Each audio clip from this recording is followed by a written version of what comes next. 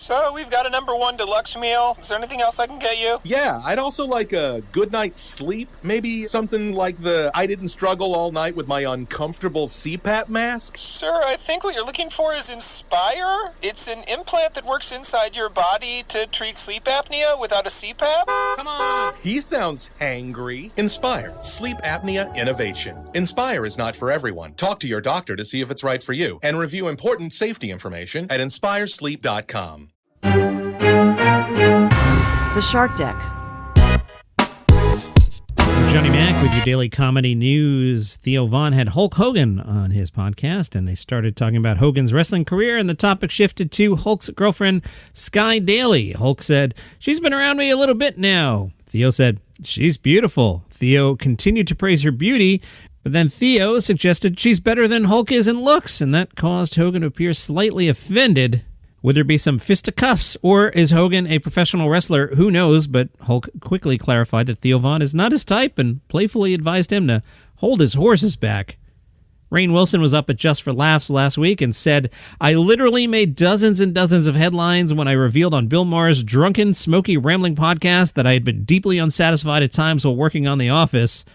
Dozens of outrage-inducing clickbait articles for digital surfing pleasure." Yeah, including podcasts talking about it, Rainn. Wait, what? The weird guy from The Office was making millions and getting nominated for the Emmys and he was unhappy? The point I was making to Bill, said Rainn Wilson, was in context filled with nuance and vulnerability, was just like all human beings, I was never really satisfied. Whatever success I had as an anchor was never enough. When I was on The Office, I went through periods of time when all I could focus on was the things that were not happening in terms of my career, money, fame, envy, prestige. Here's the catch. In comedy circles in Hollywood, the cool kids all pretend they're nerds and losers and alienated outcasts, but really, that's just an act, and there's no greater way to estrange yourself even further from the apex of the comedy industry is when you discuss God, the soul, and spirituality. Everyone in the comedy world, especially, are quite literally fleshy manifestations of anxious discontent. Actors look for laughs from sitcom audiences, stand-up comedians look for the approval of live audiences and clubs, and comedy artists take to YouTube or TikTok to portray bizarre characters or storylines for likes and fan bases. However, it must be said, you're also familiar with this idea if you work in insurance, solar panel sales, Uber driving, agriculture, or the manicure and pedicure industry, because dukkha is everywhere these days. I was unfamiliar with the word dukkha, D-U-H-K-H-A. The internet tells me it's commonly translated as suffering or pain. Rainn continued, comedy is an act of service. The thing that surprised me over the years around the success of The Office was how much it meant to people, the role the show played in soothing folks during difficult times, providing healing laughter, bringing families together, and healing anxiety. Humor is the best of all possible medicines. TMZ says Pete Davidson is hitting back on the road. Good to hear that Pete is out of rehab, according to TMZ. Pete will do some stand-up gigs in Fort Lauderdale, Florida this week. From Rolling Stone, country star Jimmy Allen, who I'm unfamiliar with, apparently 2 weeks ago countersued 2 women who filed lawsuits alleging that the country singer sexually assaulted them. Well, Jimmy Allen is going to tell jokes on a comedy tour now. He announced a brief run of shows, which he's calling the I Said What I Said comedy tour. He announced this on Instagram. He was smiling and shrugging. According to his Insta, the 3 shows will be in October and are invitation only. He didn't announce the cities nor the venues in which he'll appear.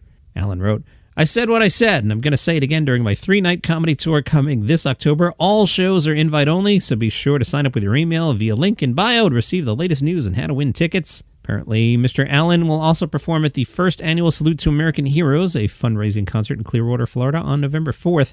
Jim Gaffigan announced some dates. Cairo, November 16th. Riyadh, November 18th. Dubai, November 25th. Rami Youssef was also up at Just for Laughs. He told the audience about his Egyptian-born father discouraging him from becoming an entertainer. He was always like, this is a beautiful hobby for you to have. Grow the hobby. But I remember him clearly saying, one day, real life is going to start. Rami also discussed mixing his religion with his performance, saying, I had this big thing when we were shooting the first season of the show, and we shot the scene where I was praying, and I was like, should I be doing this? This is weird. This is what I do in my personal time. Did I just sell this to the Disney Corporation? Some quick house cleaning. Thanks to Cheryl, who bought me 2 coffees at buymeacoffee.com/dailycomedynews. That's a good way to support the show. You go to buymeacoffee.com/dailycomedynews and there's some money in the tip jar. When I got the notification that Cheryl had bought 2 copies, I happened to be at breakfast. I was at Cafe Zara in Ann Arbor, Michigan, eating breakfast, and I immediately put the coffee money to use. Thank you, Cheryl.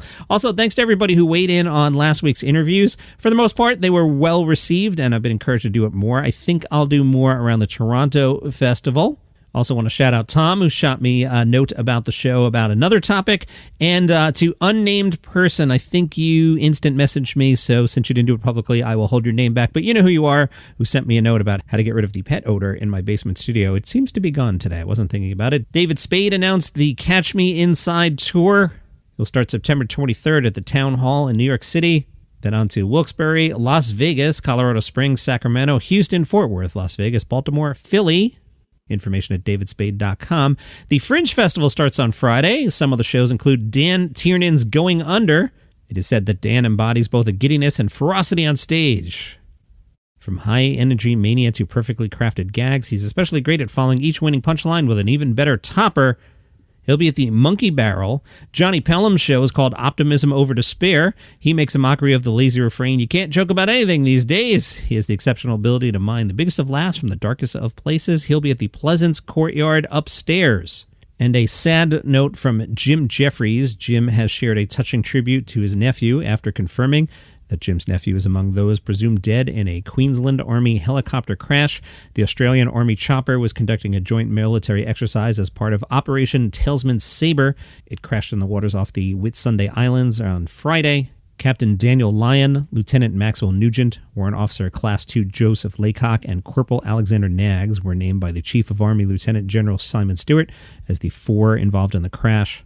Lieutenant Nugent is the son of Daniel Nugent, who is the brother of Jeff Nugent, better known by his stage name, Jim Jefferies. Jim is flying back to Australia from the U.S. to be with family. On Tuesday, he posted on social media, "On Friday, July 28th, my nephew, Lieutenant Max Nugent, died in a tragic helicopter accident that included 3 other soldiers, Captain Daniel Lyon, Warrant Officer Class 2 Joseph Laycock, and Corporal Alexander Knaggs." And that's your comedy news for today. Hi, I'm Mark Francis and host of a new podcast, The Messi Effect. Join us as we take you into the exciting new world of Argentine soccer phenomenon, Lionel Messi. And his new life at Inter Miami will bring you into the glitz, the glamour, the star-studded events, along with the exciting journey to a new world of U.S. soccer and international football with news and stories 3 times a week. Come along for the ride as Messi, Miami, and Major League Soccer experience the journey of a lifetime. Get the Messi Effect wherever you get your podcasts.